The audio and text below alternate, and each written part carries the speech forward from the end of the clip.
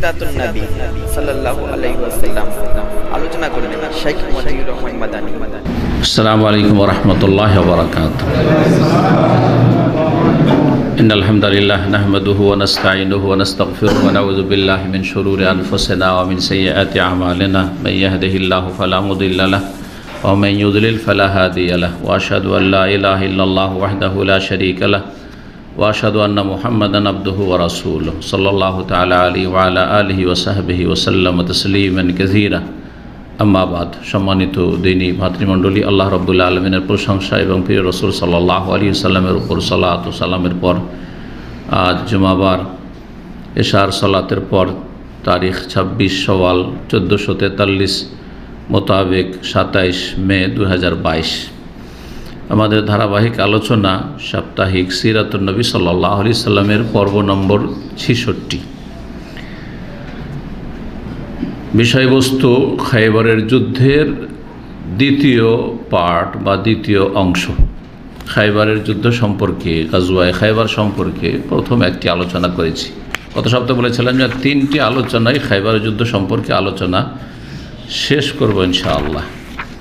তো আজকে খায়বরের যুদ্ধে যেখানে আমরা থেমেছিলাম সেখান থেকে শুরু করব।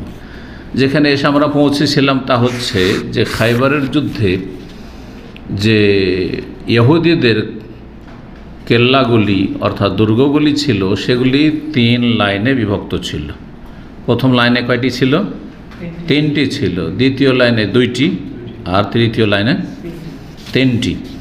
তো প্রথম 3টি দুর্গ বিজয় হয়েছিল সাহাবায়ে কেরাম রাদিয়াল্লাহু তাআলা রাসূলুল্লাহ সাল্লাল্লাহু আলাইহি ওয়াসাল্লামের সাথে, তারা বিজয় লাভ করেছিলেন। কিন্তু বাকি রয়ে গেছিল আর 2 লাইনে যে আরও 5টি কেল্লা বা দুর্গ ছিল। এখন আমরা শুরু করব দ্বিতীয় লাইনে। যে দ্বিতীয় লাইন সেটা ছিল কি? আশ-শাক।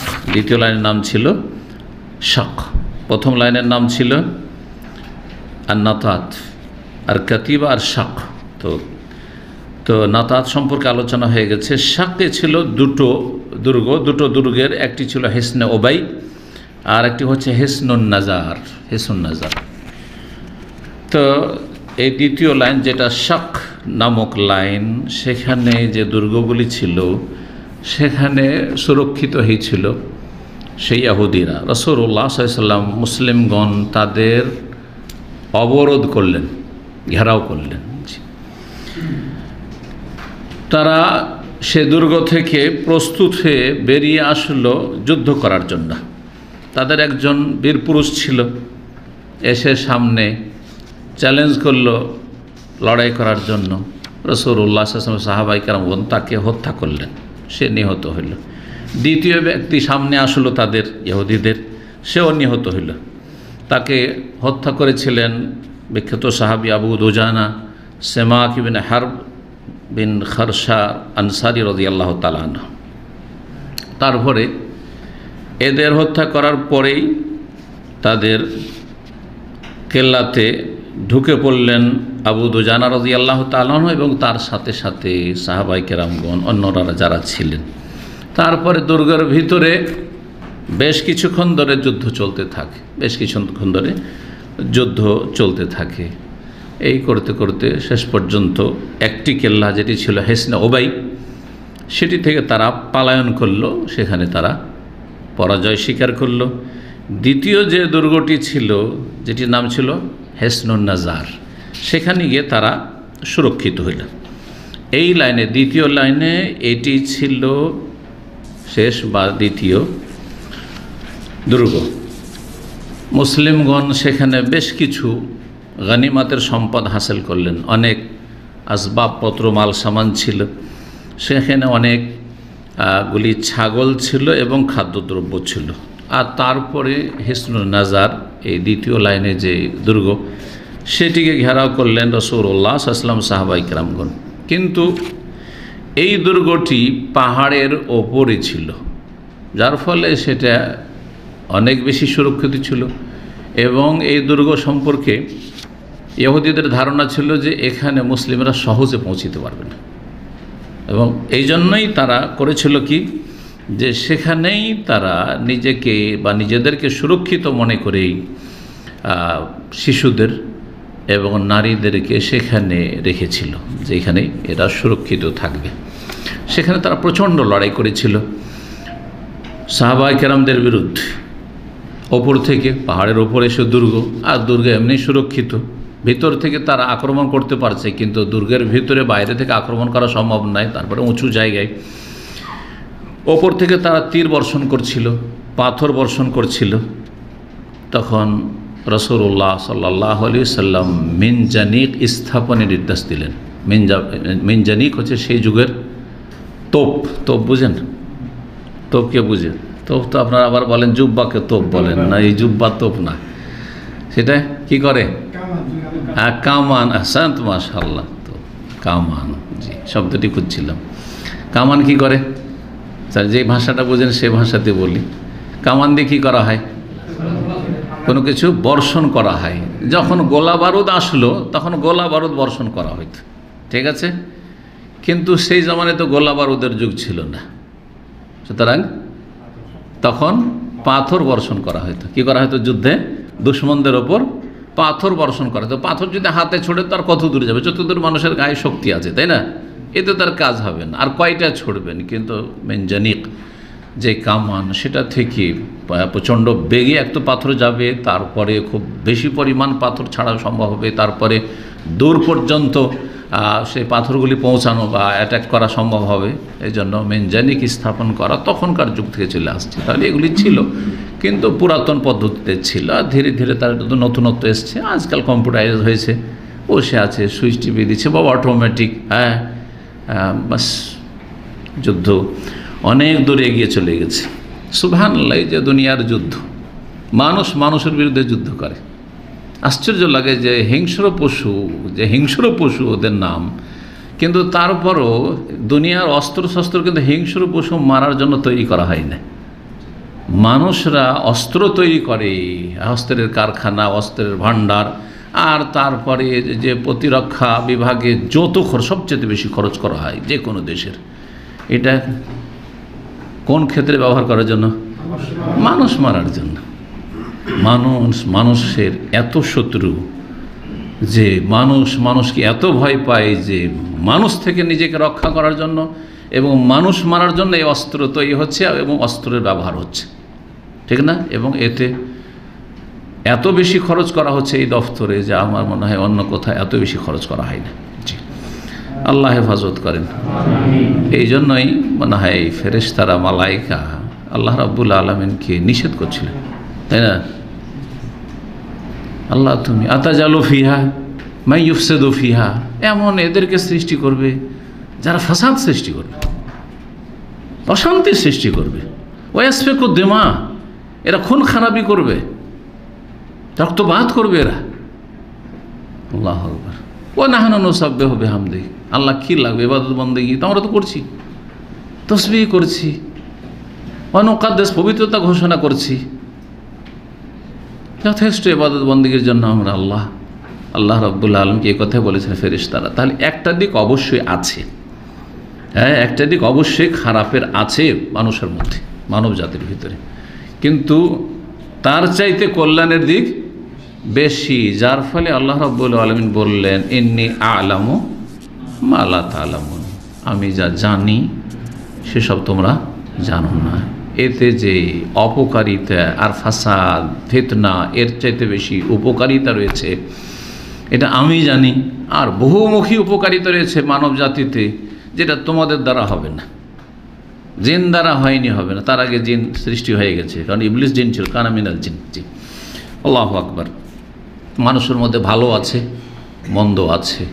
আল্লাহ মানুষকে ভালোটা ব্যবহার করার তৌফিক দান করেন, এবং মন্দ যে চরিত্রগুলি রয়েছে সেগুলি থেকে আল্লাহ যেন মানুষকে সংশোধন করে মানুষের মতো মানুষ হওয়ার তৌফিক দান করেন, তাহলে এখন খারাপই হবে না। তো বলছিলাম যে মেনজানিক কামান স্থাপন করলেন সাহাবাই কেরামগণ, আর পাথর বর্ষণ শুরু হইল। উঁচাতে কেল্লা পাহাড়ের উপর আছে, তারপরেও এতে হয়ে গেল কি যে ইহুদিরা ভীত সন্ত্রাস্ত হয়ে গেল, তাদের অন্তরে ভীতি সঞ্চারিত হইল যার ফলে সেখান থেকে তারা দেখলো যে আর রক্ষা করা যাবে না, সুতরাং তারা সেখান থেকে পলায়ন করলো। তৃতীয় যে লাইন রয়েছে দুর্গের, সেটা ছিল শাতরুল কাতিবা। তিনটি নাম বলেছিলাম, তাই না? নাতাত আর কাতিবা আর শাক। তো শাক সম্পর্কে আলোচনা হয়ে গেল, যাতে দুটো দুর্গ ছিল, আর কাতিবা এখন বাকি। তিনটি দুর্গ এখন বিজয় করা বাকি রয়েছে। সেদিকে তারা পলায়ন করে ইহুদিরা। মুসলিমগণ এই যে দ্বিতীয় লাইনের যে হেসনুন নাজার বা দুর্গ, নাজার নামক দুর্গ ছিল, সেখানে বেশ কিছু গানিমাত হাসিল করলেন বা গানিমাতের সম্পদ লাভ করলেন। সেখানে ছিল বেশ কিছু পিতল তামার বাসনপত্র, এবং সেখানে আরও আপনার মাটিরও বাসনপত্র ছিল, যেগুলি ব্যবহার করত ইহুদিরা। রাসূলুল্লাহ সাল্লাল্লাহু আলাইহি ওয়াসাল্লামের কাছে মাসলা আসলো, ইয়া রাসূলুল্লাহ, আমরা তো সফরে আছি আর আমাদের বাসনপত্রের প্রয়োজন রয়েছে, হাদিসে রয়েছে এই রিওয়ায়াতটি, তো আমরা কি এই ইহুদিদের ব্যবহার করা, ওতে অনেক হারাম কিছু খাই যেগুলো আমাদের কাছে হারাম, শরীয়তে হারাম, তো আমরা কি তাদের বাসনপত্রগুলি ব্যবহার করতে পারবো? তো রাসূলুল্লাহ সাল্লাল্লাহু আলাইহি ওয়াসাল্লাম কি বলেছিলেন? ইগসিলুহা ওয়াদবাখু ফিহা বা ওয়াকুলু ফিহা, সেগুলিকে ভালো করে ধুয়ে নাও, পরিষ্কার করে নাও, আর তারপরে তাতে তোমরা খেতে পারো, পাক শাক করতে পারো, খেতে পারো আর পাক শাক করতে পারো। জি, তাহলে এখান থেকে আরেকটি মশলা জানা গেল যে অমুসলিমদের ব্যবহৃত যদি বাসনপত্র পাওয়া যায়, অমুসলিমরা কুকুর খায়,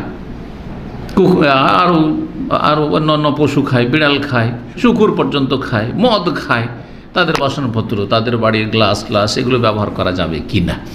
যদি বিকল্প ব্যবস্থা থাকে তাহলে তাদের বাসনপত্র ব্যবহার করব না, এটা হচ্ছে শরীয়তের বিধান। যদি বিকল্প ব্যবস্থা না হয় আর আমাদের প্রয়োজন রয়েছে, তাহলে সেগুলি ভালো করে ধুয়ে পরিষ্কার করে ব্যবহার করা যাবে। এখন এই কাতিবা নামক যে লাইনটি ছিল দুর্গের, এর বিজয় সম্পর্কে আলোচনা। মুসলিমগণ এগিয়ে গেলেন, আর সেখানে ছিল তিনটি দুর্গ। একটি দুর্গের নাম ছিল হেসনুল কামুস, আল কামুস নামক দুর্গ, হেসন মানে দুর্গ। আর একটি নাম ছিল আল ওয়াতি, হেসনুল ওয়াতি। আর একটি নাম ছিল সালালেম। এগিয়ে গেলেন রাসূলুল্লাহ সাল্লাল্লাহু আলাইহি ওয়াসাল্লাম, সাহাবায়ে কেরামগণ আল কামুস নামক দুর্গের দিকে। সেটি প্রথম পড়ছিল, আর সেটিকে ঘেরাও করলেন, অবরোধ করলেন রাসূলুল্লাহ সাহাবায়ে কেরামগণ দীর্ঘ 14 দিন একটি বর্ণনা মোতাবেক, আর একটি বর্ণনা রয়েছে 20 দিন ধরে। এখানে যথেষ্ট সময় লেগেছে। এখানে তারা এমনভাবে সুরক্ষিত ছিল এবং এত মজবুত কেল্লা ছিল যে সেটাতে বিজয় লাভ করা বা তার উপর বিজয় হাসিল করা বড়ই কঠিন হয়ে পড়েছিল।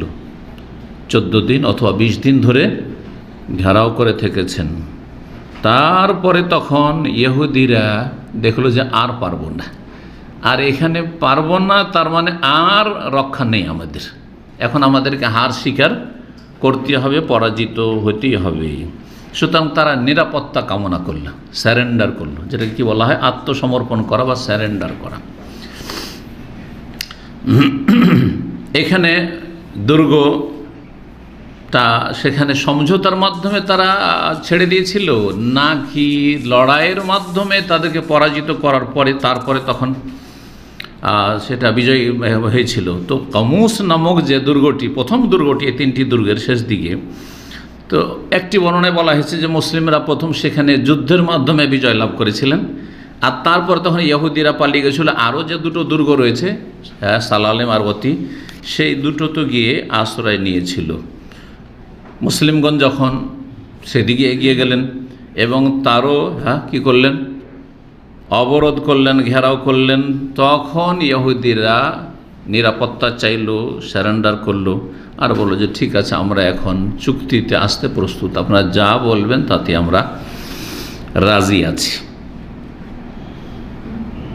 তখন তাদেরকে বলা হলো যে তোমরা এখান থেকে ছেড়ে ছুড়ে চলে যাবে, খাইবার থেকে তোমরা কি হয়ে যাবে, বিতাড়িত হবে, নির্বাসিত হবে, খাইবারের ভূমি ছেড়ে দিয়ে চলে যাবে, কিন্তু তোমাদের সাথে তোমাদের মহিলাদেরকে নিয়ে, তোমাদের শিশুদেরকে নিয়ে যেতে পারবে। ঠিক আছে, তোমরা বাল বাচ্চা নিয়ে চলে যাও, কিন্তু তোমাদের এখানকার জমিগুলো ইয়াখরুজ মিন খাইবার ওয়া রাদিহা বিনিসাইহিম ওয়া যারারিহিম, নারীদেরকে, শিশুদেরকে, তোমাদের বাচ্চাদেরকে, এগুলোকে বন্দি করা হবে না, দাস দাসীতে পরিণত করা হবে না, তোমরা চলে যাও। এক কথায় খাইবার থেকে তাদের নির্বাসন, যেটা বলা হয় নির্বাসিত করার ওপর চুক্তি হলো। এর ওপর চুক্তি সম্পাদন হয়ে গেল। তারপর তখন তাদেরকে বলা হলো যে তোমরা এখান থেকে যে চলে যাবে তোমরা মাল সামান নিতে পারো, কিন্তু কি কি নিতে পারবেন না, তোমাদের বাহনে যা কিছু বহন করে নিয়ে যেতে পারো, খেজুর, তোমাদের খাদ্যদ্রব্য যদি থাকে, গম থাকে, আরও কিছু থাকে, খাবার দাবার, সব মাল সামান নিয়ে যেতে পারবে তোমাদের বাহনের ওপরে করে। তবে কয়েকটি জিনিস নিয়ে যেতে পারবেন না। এক নম্বর হচ্ছে স্বর্ণ নিতে পারবেন না। সাফরা মানে হচ্ছে হলুদ। তো হলুদ বলে কি উদ্দেশ্য করা হয়েছে? গোল্ড, স্বর্ণ। জি। অল বেজা এবং সাদা বলে কি উদ্দেশ্য করা হয়েছে? চাঁদি, রূপা। এই স্বর্ণ আর রূপা নিয়ে যেতে পারবে না। আর কি নিতে পারবে না? 3 নম্বরে তোমাদের এখানে যে ঘোড়াগুলি রয়েছে, কারণ ঘোড়াগুলি কিসে ব্যবহার হয়? যুদ্ধে ব্যবহার হয়, আর খুবই প্রয়োজন। ঘোড়া নিয়ে গেলে তো আবার একটা হুমকি থাকবে, হ্যাঁ, বা সম্ভাবনা থাকবে আবার লড়াই করার, সুতরাং না ঘোড়া নিয়ে যেতে পারবে না। ওয়াল হালাকা এবং অস্ত্র শস্ত্র নিতে পারবে না, তরবারি বা যা কিছু রয়েছে অস্ত্র যত ধরনের কোনো কিছু নিয়ে যেতে পারবে না। খাবার দাবারের মাল সামান, এই সেই ফার্নিচার যা আছে তোমাদের, বিছান কাপড় চোপড়, এসব নিয়ে যেতে পারবে। আর তাদের সাথে এও চুক্তি হলো যে দেখো, এই যে চুক্তি হয়ে গেল যে কয়টি জিনিস নিতে পারবে না? হ্যাঁ, 4টি না 5টি? হ্যাঁ, 4টি জিনিস নিতে পারবে না। যদি এর ব্যতিক্রম কিছু হয়, ওয়াদা হলো, চুক্তি হলো যে তোমরা স্বর্ণ নিতে পারবে না, চাঁদি নিতে পারবে না, অস্ত্র নিতে পারবে না, ঘোড়া নিতে পারবে না, কিন্তু তার মধ্যে কিছু লুকিয়ে রেখে দিয়েছ, স্বর্ণ চাঁদি লুকিয়ে নিয়ে যাচ্ছ, যদি এটা প্রমাণিত হয়ে যায় তাহলে তোমাদের সুরক্ষার কোনো দায়িত্ব থাকবে না। অর্থাৎ তোমাদের জান সম্পদ হালাল হয়ে যাবে। কারণ তখন তোমরা কি করলে? বিশ্বাসঘাতকতা করলে, গাদ্দারি করলে। একে কি বলা হয় যুদ্ধের ভাষায়? বিশ্বাসঘাতকতা, গাদ্দারি করা। তো গাদ্দারের শাস্তি হচ্ছে এটি। যার ফলে তারা করলো কি, চুক্তির ভিত্তিতে যে বাকি যে 3টি যে শেষ দিকে ছিল দুর্গ, সবগুলিতে তারা স্যারেন্ডার করলো আর সবগুলি মুসলিমদের হাওয়ালা করে দিল। মুসলিমগণ সেখানে 100টি বর্ম হাসিল করলেন। দিরা, বর্ম কাকে বলা হয়? যেগুলো শরীরে যুদ্ধের পোশাক ব্যবহার করা হয়, দিরা।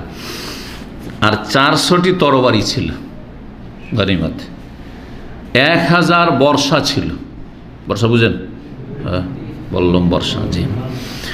500টি আরবিয়ান ধনুক ছিল, মশহুর ছিল সেই যুগে যে আরবদের ধনুক। জি। আর তাওরাতের বেশ কিছু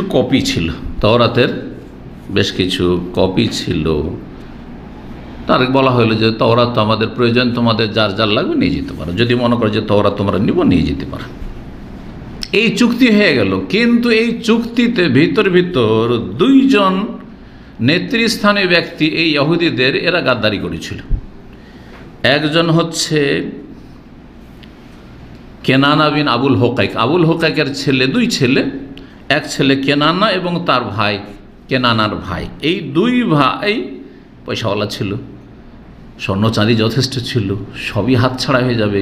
কিছু লুকিয়ে রেখে দিয়েছিল, মাল সামানের ভিতরে কিছু লুকিয়ে নিয়ে পালাবার চেষ্টা করেছিল। স্বর্ণ চাঁদি ছিল, আরও কিছু মূল্যবান সম্পদ ছিল সেগুলি। সুতরাং যখন তারা ধরা খেয়ে গেল এইসব স্বর্ণ চাঁদি লুকিয়ে রাখার কারণে, তখন তাদের সাথে চুক্তির ভিত্তিতে, কি চুক্তি ছিল?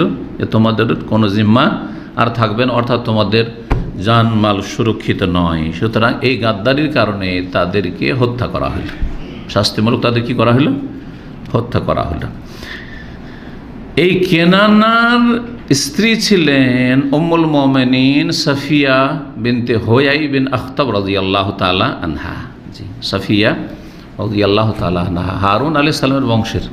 যে হাদিসে রয়েছে যে সাফিয়া রাদিয়াল্লাহু তাআলা আনহা হচ্ছে পরম্পরা বনি ইসরাইলদের বংশেরই হচ্ছেন মুসা এবং হারুন আলাইহিস সালাম, 2 নবী রাসূল। জি।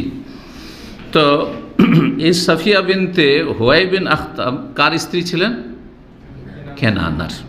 যখন স্বামী শাস্তিতে গাদ্দারির কারণে হত্যা হলো, তখন তাকে বন্দি করা হলো, তার স্ত্রীকে কি করা হলো, বন্দি করা হলো। তো বন্দীদের মধ্যে তিনি আসলেন।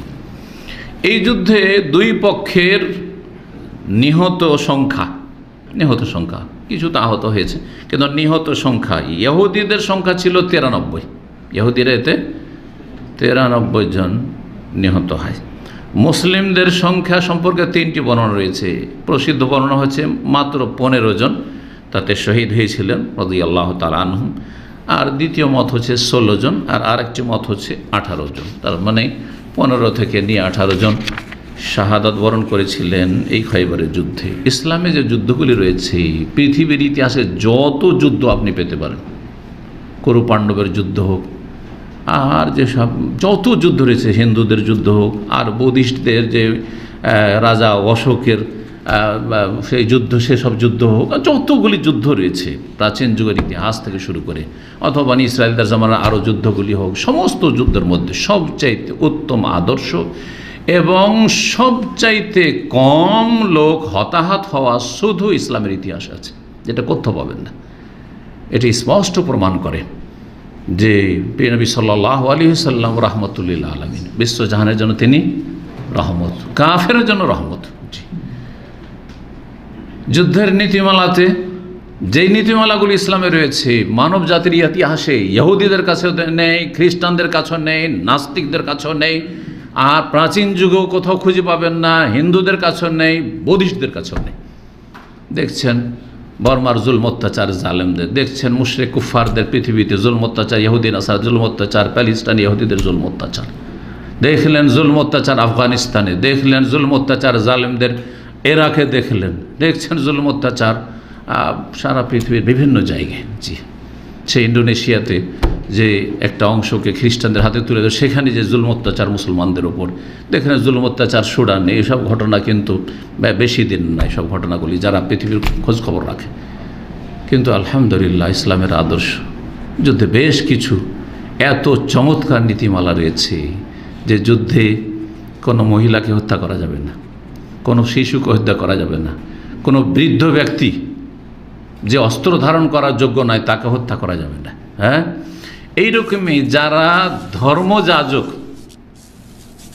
যারা সাধু সন্ন্যাসী, যারা পুরোহিত, তাদের দুনিয়ার খবর নাই, কোথায় কি হচ্ছে না হচ্ছে, যুদ্ধ হচ্ছে, লড়াই হচ্ছে, ওই সামনে বনে জঙ্গলে, হ্যাঁ, তার উপাসনালয় সে ভ্রান্ত উপাসনা, আমাদের কাছে ভ্রান্ত কিন্তু তার কাছে তো ঠিক, ঠিক না, তার উপাসনায় সে মশগুল রয়েছে, তাদের উপর কোন রকম হস্তক্ষেপ চলবে না।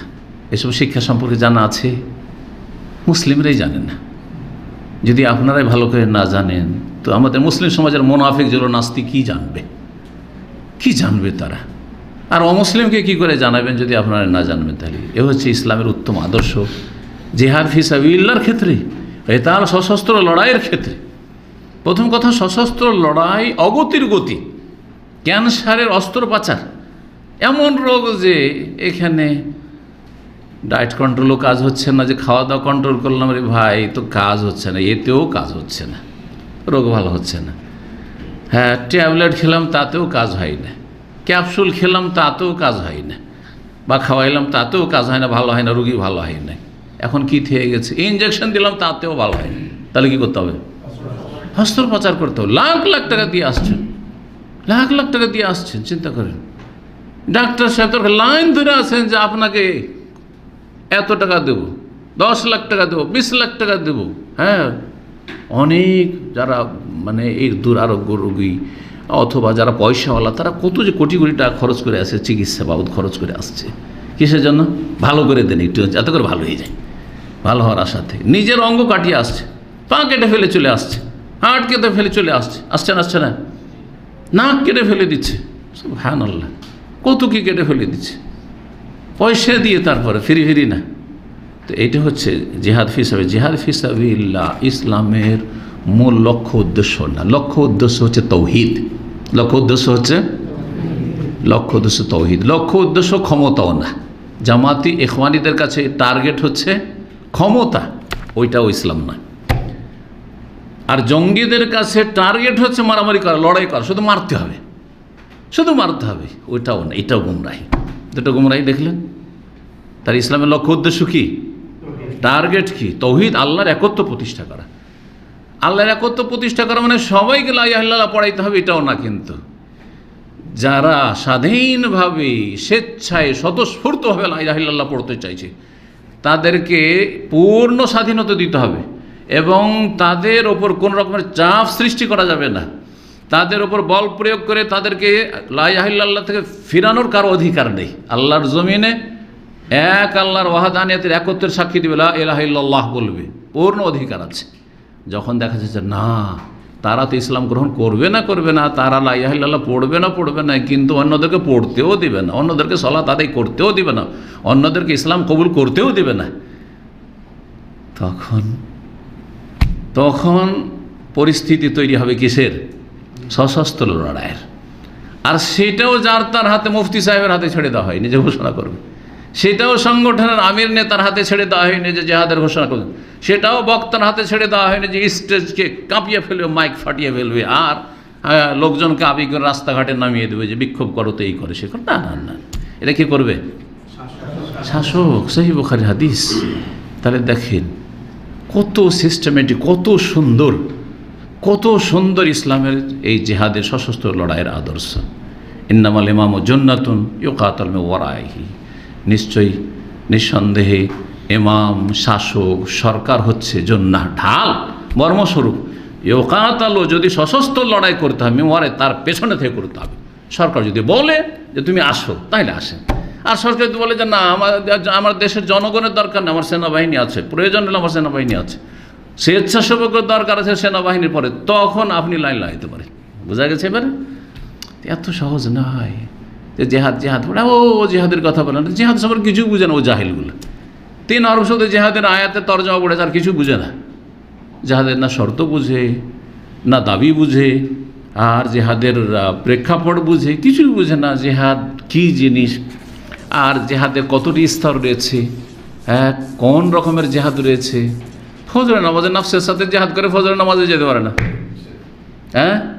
মোবাইলটা পকেটে আছে আর সব রকম ইন্টারনেট ফ্যাসিলিটি আছে, নফসের বিরুদ্ধে জেহাদ করে হারাম দেখা থেকে, হারাম শোনা থেকে বাঁচতে পারছে না।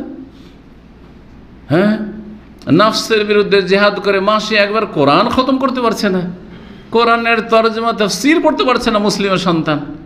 কোরআনের আক্ষরিক জ্ঞান নেই শতকরা 90 থেকে 95 জন বাঙালি সমাজের লোকের। কোরআন আক্ষরিক জ্ঞানে কোরআন তেলাওয়াত করতে পারে না। অবাস্তব কথা বলছি। হিসাব করে দেখেন, একটা আপনার গ্রামে যা জরিপ চালান যে আমার গ্রামে যেসব মুসলিমের বসবাস, নর নারী, কতজন কোরআন তেলাওয়াত করতে পারে আর কতজন পারে না। একটা সংখ্যা বেরিয়ে আসবে না পরিসংখ্যান। আর তারপরে তখন দেখেন কতজন শুদ্ধ পড়তে পারে আর বাকিগুলো অশুদ্ধ। তার উচ্চারণ ঠিক নেয়, লাহনে জালি, স্পষ্ট ভুল করে অর্থ পাল্টিয়ে দেয়। তারপরে অর্থের পালাতে আসেন কয়জন কোরআন বুঝে। এই হলো মুসলিম জাতির অবস্থা। আর 2-4 হরফ শিখে 2-4টা আয়াতের তরজমা পড়ে বলে জেহাদ। মাদ্রাসায় কিছু পড়ে মুফতি সাহেব হয়েছেন, জেহাদের ঘোষণা। বারমাতে জুলম অত্যাচার হচ্ছে আর ঢাকা বসে জেহাদের ঘোষণা করে দিল। কী করে আপনি জেহাদের ঘোষণা করছেন? আপনি রাষ্ট্রনায়কও না, আর আপনাকে এই রাষ্ট্র এই আপনাকে প্রতিনিধিও বানায়নি, আর আপনার কাছে কোনো রকম সেনাবাহিনীও কিছু নেই, আপনার কাছে শক্তিও নেই, কিছু নেই, আপনার পায়ের তলে মাটি নেই, দিলেন ঘোষণা করে। তারপরে মেহমানখানায় চলে গেলেন। 2-2টা বিবি আছে, বেচারাদের খাবার ব্যবস্থা নেই। কে খাওয়াবে তাদের? ভিক্ষা করে খেতে হবে। এই হচ্ছে অবস্থা। আছে না নেই? ঘটনা 2-4 8 বছর 10 বছর আগেরই কথা। বোঝা গেছে? অবাস্তব কিছু বলছে না, কাল্পনিক কিছু বলছে না। এগুলো জেহাদ নয়, এগুলি ফাসাদ। আমি সবসময় বলি এগুলো কি ফাসাদ, মানে বিশৃঙ্খলা সৃষ্টি করা, ফাসাদ, অশান্তি সৃষ্টি করা আল্লাহর জমিনে। জেহাদ শান্তির জন্য। যেমন অস্ত্রোপচার কিসের জন্য? ক্যান্সার রোগী ভালো করে শরীরটা যাতে শান্তিতে, বাকি জীবনটা যাতে শান্তিতে বাঁচতে পারি, সেই জন্য। তো যাই হোক, কথা লম্বা না করে দাস শেষ করি। কি বলছিলাম, আলোচনা কতদূর পৌঁছেছিলাম যে ইসলামের ইতিহাসে যে খাইবারের যুদ্ধ, তাতে মুসলিমদের পক্ষ থেকে যারা লড়াই করেছিলেন আর শহীদ হয়েছেন তাদের সংখ্যা হচ্ছে 15 থেকে 18 জন, 15-16 অথবা 18, 3টি রিওয়ায়াত। আর হ্যাঁ, কাফের ইহুদিদের সংখ্যা ছিল 93। বিজয় হাসিল হয়ে গেল, বিজয় হাসিল হয়ে গেল। চুক্তি কি হয়েছিল যে তারা এখান থেকে নির্বাসিত, বিতাড়িত হবে। ওখান থেকে কোথায় যাবে ওরা বুঝবে। মাল সামান উঠিয়ে নিয়ে গাধার পিঠে, ওটের পিঠে উঠিয়ে নিয়ে কোথায় যাবে তারা বুঝবে। তারা সাধারণত যেত সামদেশের দিক, কারণ সামদেশ যেহেতু খ্রিস্টান আর ইহুদি প্রধান দেশ ছিল তখন, আর তখন ইসলামের ছায়াতলে আসেওনি, সেদিকে চলে যাবে। ওই সময় হাবাসা থেকে হিজরত করে চলে এসেছেন। আপনারা জানেন, যারা সিরাতুন নবী সম্পর্কে কিছুটা জ্ঞান রাখেন অথবা যারা নিয়মিতই আমার আলোচনাগুলি শুনেছেন, যে নবী সাহাবায়ে কেরামগণ অনেকে 2 হিজরত করেছিলেন। হিজরাতাইন, 2 হিজরত করেছিলেন। কীভাবে 2 হিজরত? কে বলতে পারে? 1 হিজরত হচ্ছে হাবাসার হিজরত। মক্কা যখন খুব জুলম অত্যাচার হতে লাগলো, রাসূলুল্লাহ সাল্লাল্লাহু আলাইহি ওয়াসাল্লাম বললেন যে দেখো, এত জুলম বরদাস্ত করা খুব মুশকিল তোমাদের জন্য, আর আমাকে আল্লাহ হুকুম দেননি, সুতরাং আমি এই কষ্ট বরদাস্ত করে জুলম স্বীকার করে এখানেই থাকবো, আর আমার সাথে যারা থাকবে থাকবে, তবে তোমাদের জন্য অনুমতি দিচ্ছি যে তোমরা কি করো, চলে যাও এই সাগর, লোহিত সাগর পার করে হাবাসা আবিসিনিয়া চলে যাও। সেখানে ফাইন্না হুনাকা মালিকান আদেলান, সেখানে একজন ন্যায়পরায়ণ শাসক আছে, যদিও সে খ্রিস্টান, লা ইউযলাম ইনদাহু আহাদ, সেখানে জুলম অবিচার হবে না। সেখানে গেলে নিরাপদ স্থানে পৌঁছে অন্তত মক্কার কাফেরদের জুলম অত্যাচারের কবল থেকে রক্ষা পাবে। বেশ কিছু সাহাবায়ে কেরামগণ সেখানে নর নারী তারা কি করেছিলেন, সপরিবারে, অনেকে যারা অবিবাহিত ছিলেন তারা একা একাই গেছেন, শুধু পুরুষরা এইভাবে হিজরত করেছিলেন। তাদের অনেকে ওই সময়টায় ফিরে এসেছিলেন, ফিরে চলে এসেছিলেন। তারা কোথায়? যে নবী সাল্লাল্লাহু আলাইহি ওয়াসাল্লাম যেহেতু হিজরত করে গেছেন, তা আমাদের এখানে আর পড়ে থাকার তো কোনো যুক্তি নেই। নবী সাল্লাল্লাহু আলাইহি ওয়াসাল্লাম নিরাপদ স্থানে কোথায় চলে এসেছেন? মদিনা চলে এসেছেন। 7ম হিজরি, কিন্তু দীর্ঘ সময় হয়ে গেছে। কিছু দিন বিলম্ব করেছেন, দেখেছেন যে কি পরিস্থিতি, সেখানে গিয়ে আবার নিরাপদ থাকবো কি না, নিরাপদ স্থানে আছি এখানে। তো যাই হোক, যখন দেখলেন যে না আলহামদুলিল্লাহ, বদর হয়ে গেল, ওহদ হয়ে গেল, খন্দক হলো, বদরে তারা পরাজিত হইল, খন্দকে যাই কিছু হইল, যদিও সেখানে কাফেররা পরাজিত হয়নি, কিন্তু মুসলিমরা পরাজিত হয়নি, ক্ষয়ক্ষতি মুসলিমদের হয়েছে।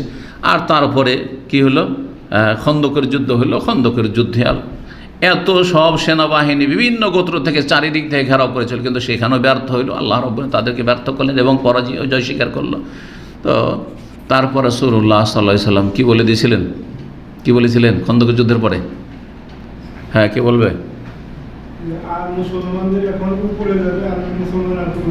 একটু সামান্য না, এখন আমরা হানা দেব, আল্লাহ নাগজুহুম ওয়ালা ইয়াগজুনা, এখন কাফেররা হানা দেওয়ার আর সাহস করবে না। এবার যেভাবে মদিনাকে ঘেরাও করেছিল, তারপরেও ব্যর্থ হয়েছে আর পরাজয় স্বীকার করেছে, তাহলে এরপরে আর মদিনার হামলা করার জন্য কেউ আসতে পারবে না, ভবিষ্যৎবাণী করে দিলেন। এখন আমরাই যাব হানা দেওয়ার জন্য।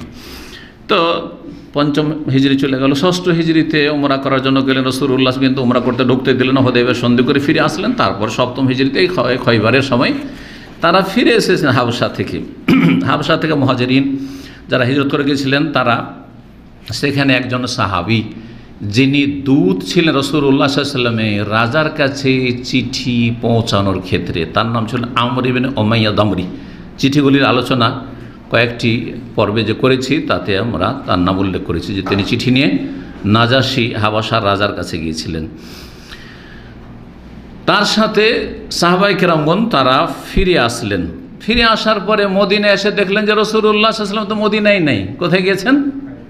ততক্ষণে এরা পৌঁছিতে খাইবার চলে গেছেন। তখন কিছু লোকেরা সেখানকার যে দায়িত্বশীল, গত সপ্তাহে আলোচনা করেছি, যাকে দায়িত্ব দিয়ে গিয়েছিলেন মদিনার, তার কাছ থেকে অনুমতি নিয়ে চলে গেলেন যে যাই রাসূলুল্লাহ সাল্লাল্লাহু আলাইহি ওয়াসাল্লামের সাথে গিয়ে খাইবারে দেখা করি, যদি সুযোগ পাই তো সেখানে গিয়ে রাসূলুল্লাহর সাথে আমরাও জিহাদে শরীক হব। একদল খাইবারে পৌঁছে গেলেন, তাদের সংখ্যা ছিল 16 জন। এই 16 জনের মধ্যে অন্যতম ছিলেন রাসূলুল্লাহ সাল্লাল্লাহু আলাইহি ওয়াসাল্লামের চাচাতো ভাই জাফর বিন আবি তালিব, আবু তালেবের ছেলে জাফর রাদিয়াল্লাহু তাআলা আনহু, জাফর তাইয়ার যাকে বলা হয়, মুতার যুদ্ধে শহীদ হয়েছিলেন রাদিয়াল্লাহু তাআলা আনহু, আলী রাদিয়াল্লাহু তাআলা আনহুর ভাই।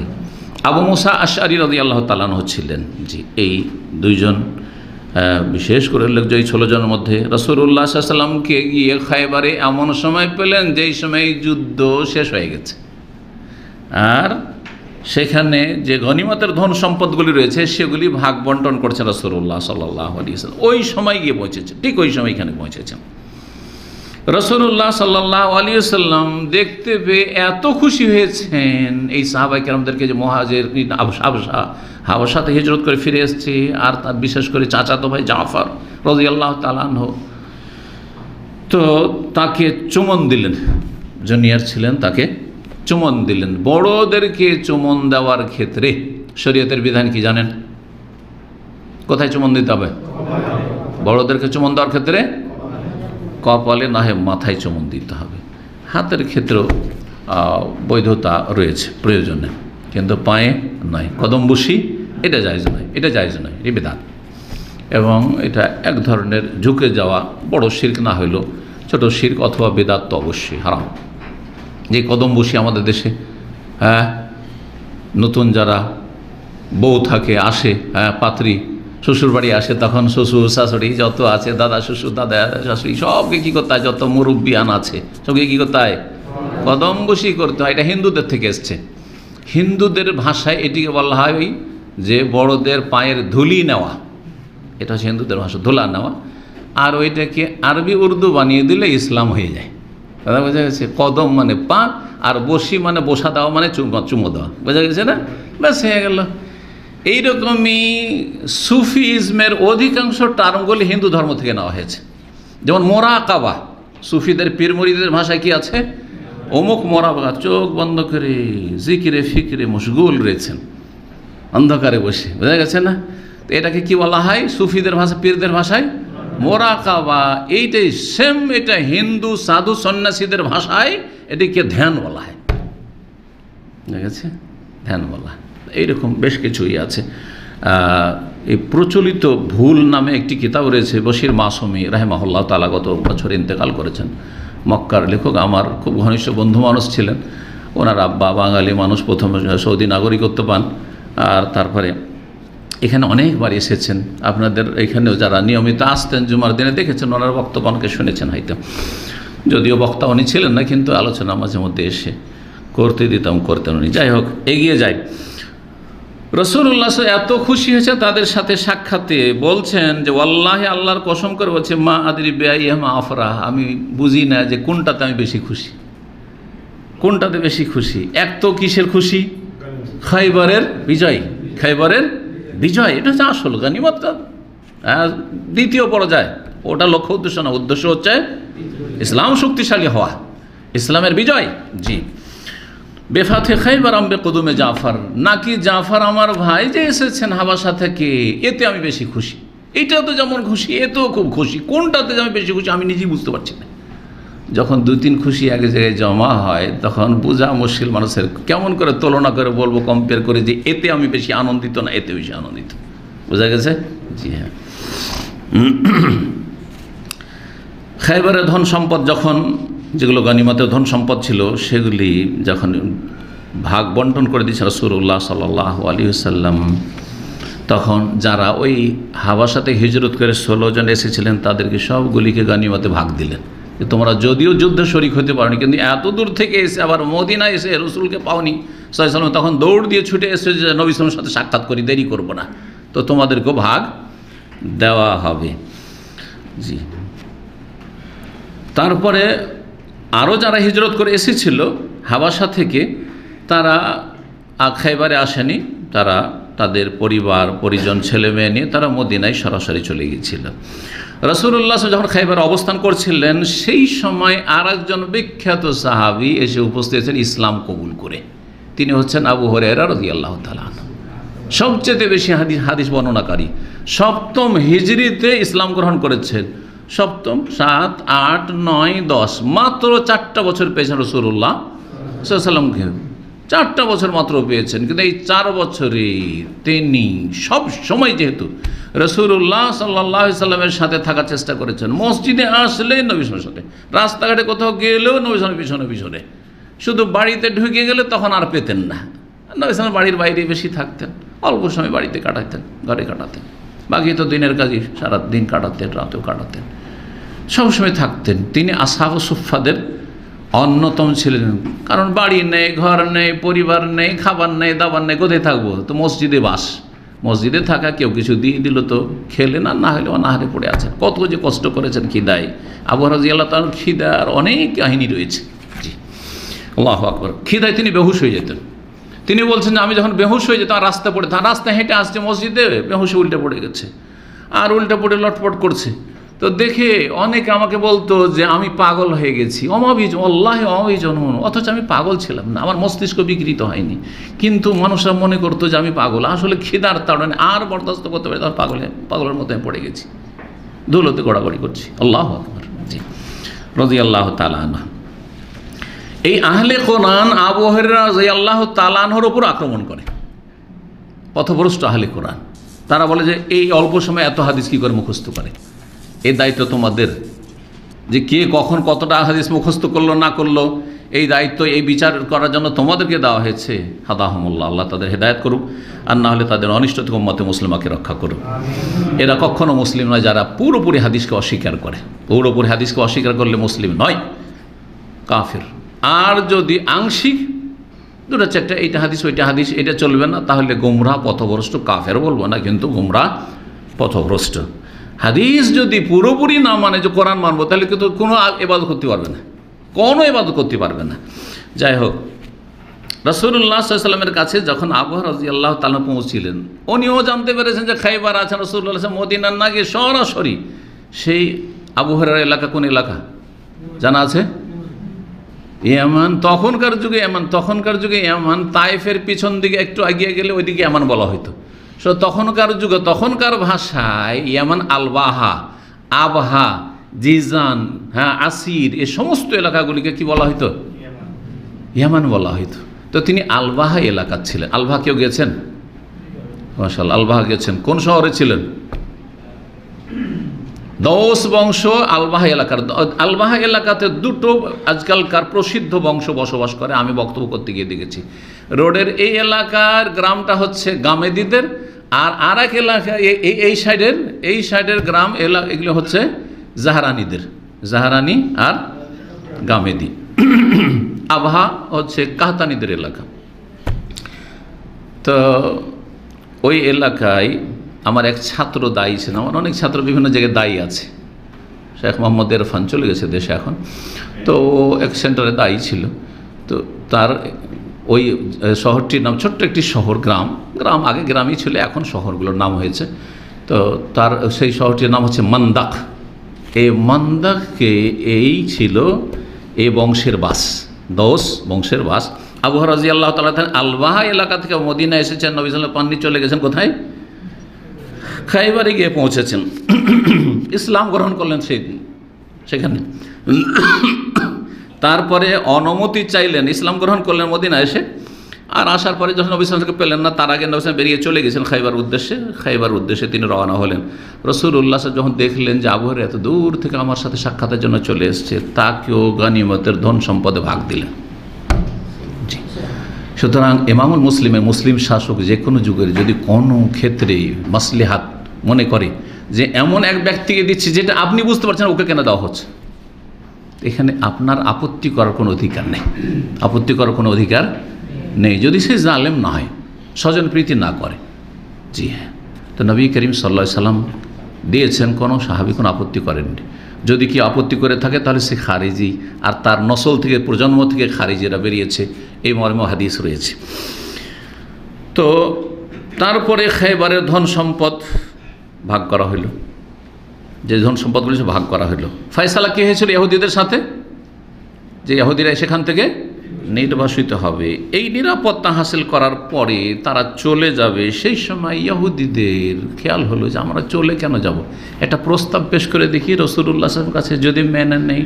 সেটা হচ্ছে যে ইয়া রাসূলুল্লাহ, খাইবার সম্পর্কে আমরা বেশি অবগত, খাইবারের জমি জায়গা, এখানকার আবাদ করা ইত্যাদি করা, এইসব তো আমরা বেশি জানি, ফসল পানি আমরা বেশি জানি। তো আমাদেরকে না তাড়িয়ে দিয়ে আমাদেরকে খাইবারে থাকতে দেন, আর এই জমি জায়গাগুলো থেকে যা কিছু উৎপন্ন হবে সেটা অর্ধেক আপনি নেবেন, আর অর্ধেক যেহেতু আমরা আদি করব, আমরা আমাদের অঞ্চলে আদি করা বলি, হ্যাঁ, যে চাষিরা কৃষকরা কি করে, জমিওয়ালার জমি, ধরেন জমিওয়ালা এখানে প্রবাসে আছেন অথবা দেশে আছেন, পয়সাওয়ালা মানুষ, ও জমি করার সময় নেই, যেমন আমাদের জমি জায়গাগুলো এরকম পড়ে আছে কারো কাছে, কে যে কী করছে না করছে আল্লাহ হেফাজত করে, তো জমি করছে অর্ধেকের উপর, যে এরকম ইত্তেফাক হোক, কিন্তু এইটা ইত্তেফাক করা যাবে যে বিঘা প্রতি আমি 10 মণ করে নেব, এটা জায়েজ না।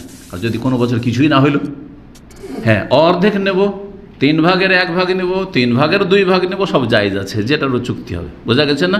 হইলে পাবেন, না হইলে পাবেন না।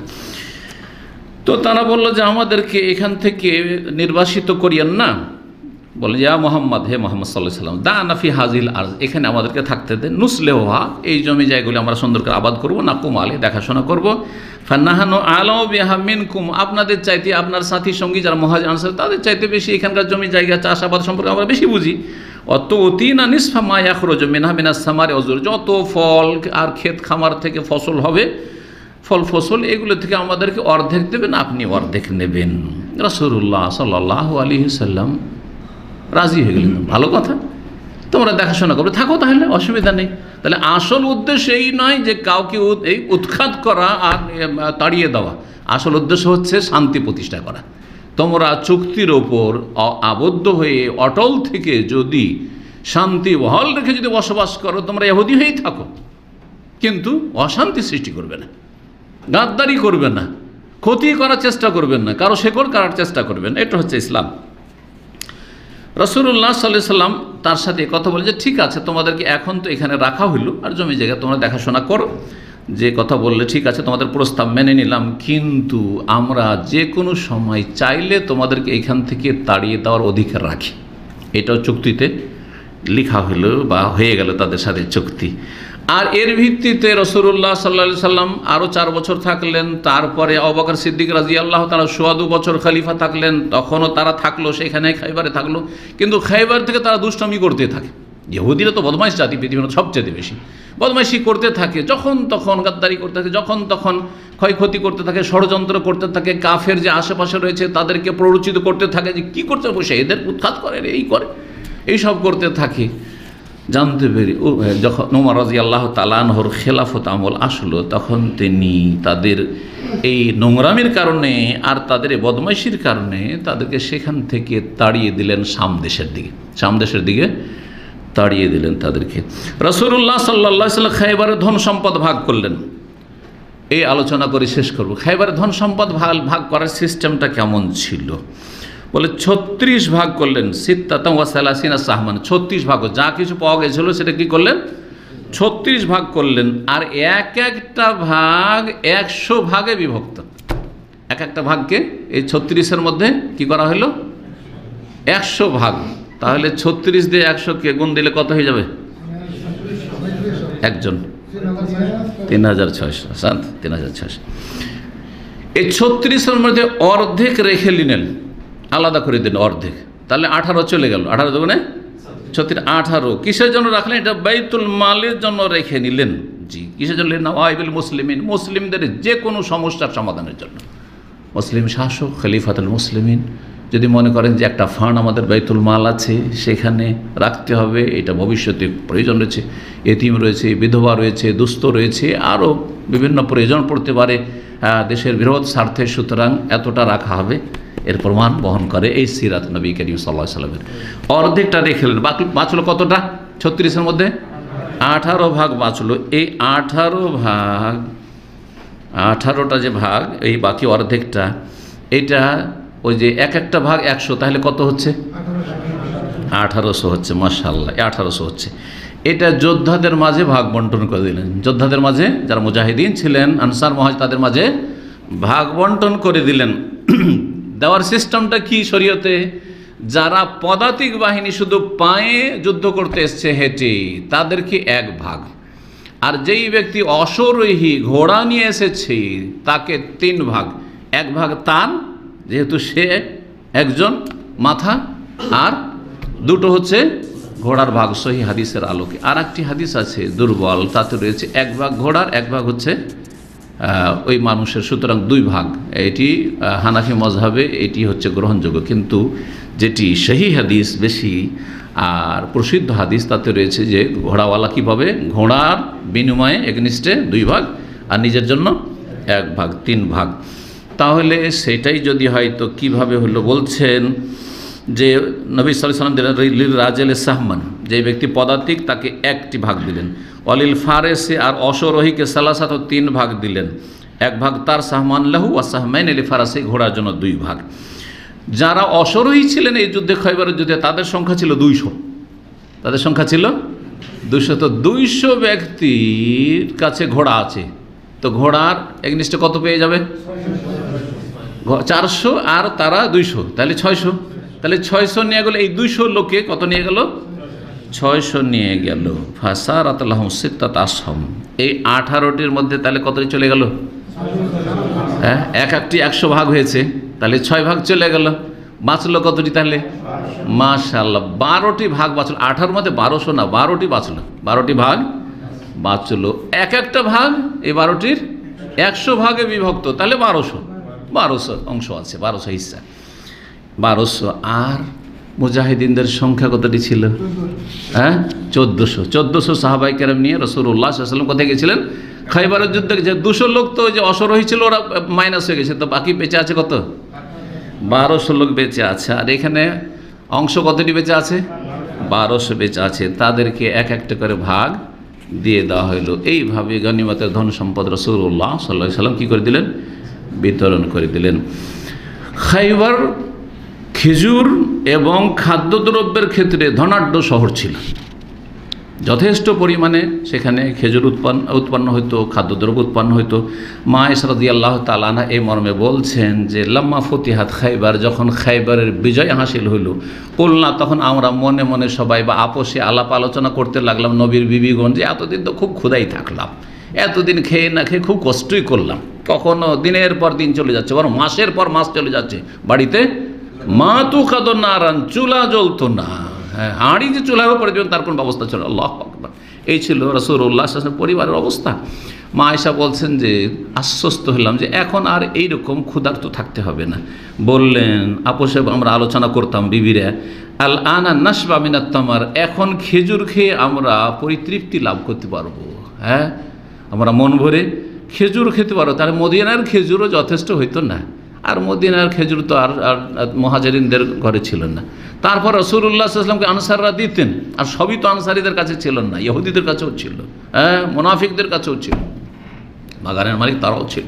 জি, তারপরে যখন খাইবারের বিজয় হয়ে গেল, অনেক সচ্ছল হয়ে গেলেন সাহাবায়ে কেরাম, যার ফলে মুহাজিরিন যারা মক্কা থেকে একেবারে খালি হাতে এসেছিলেন তাদেরকে অনেক দান দিয়ে রেখেছিল, দান অনুদান দিয়ে রেখেছিল। কারা? আনসারীরা।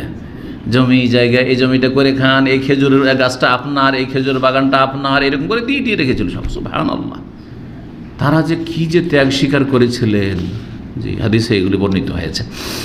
তো তারপরে মুহাজিররা আজকালকার মতো সুবিধাবাদী হলে কী করতেন, দিয়ে দেশে, তখন আর ফিরিয়ে দেবো কেন?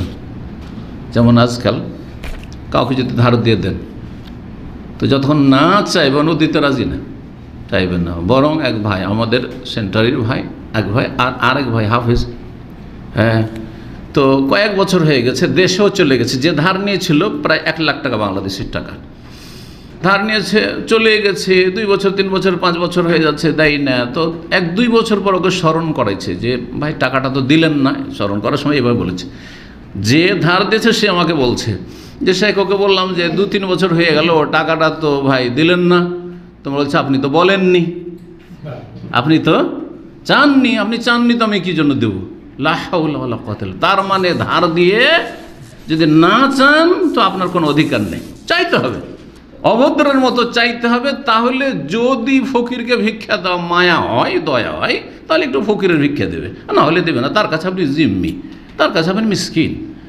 এ হচ্ছে চরিত্র। এইটা যদি সেন্টার আসার লোকদের চরিত্র হয়, তো বাকিগুলো যে কোন ক্ষেতের আল্লাহই জানে। এগুলো মার্কেটে যেসব লোকদেরকে দেখছেন আমাদের জাতির, তাদের যে কি অবস্থা, দুরবস্থায়, আল্লাহ হেফাজত করে, এগুলো কি করে নাজাত পাবে? আল্লাহ রাস্তায় শহীদ হলে যেখানে নাজাত পাবে না, যদি ঋণ নিয়ে যদি মারা যায়। এ হচ্ছে আমাদের চরিত্র। পয়সার ক্ষেত্রে কেন এত দুর্বল আমরা? কেন এত লোভী? একটা টাকা যদি আমার কাছে থেকে যায় যে সে পরে দিন, আমার চিন্তা লেগে থাকে যে আবার মনে থাকবেই থাকবে না হয়তো মনে, সুতরাং আমি এখনই মুক্ত হয়ে যাই। জি। তো আল্লাহ হেফাজত করেন।